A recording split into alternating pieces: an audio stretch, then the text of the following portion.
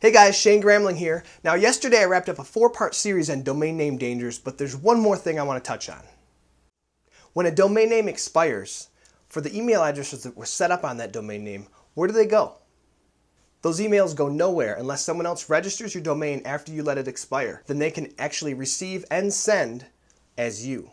Now this can be a huge problem for anyone in business and especially for a large company. Let's say 5 years back you started yourcompany.com. You hired 5 employees and you gave them email addresses at yourcompany.com. Now over the course of 5 years, they use those email addresses to log into various web accounts. Some of those might have been business-related accounts, domain registration accounts, and even personal banking accounts. Now let's say we're at that 5-year mark and you let that domain name expire. Maybe you're out of business, maybe you're changing your business name, or maybe you simply got a better domain name. Once your name expires, it's either going to go to auction for someone to buy, or it's going to go back out on the market and anyone can just go out and re-register that name. Once that domain name is in someone else's hands, all they have to do is create what's called a catch-all email account.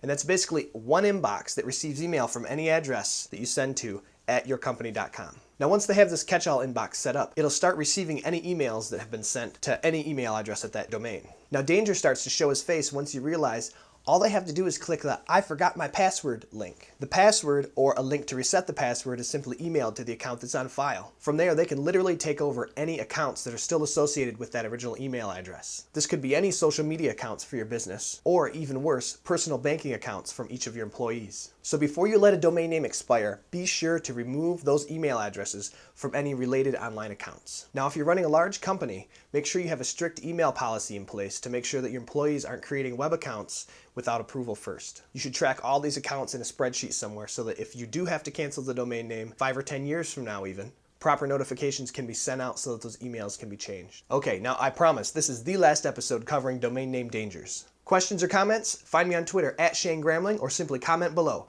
Don't forget to subscribe and I'll see you tomorrow.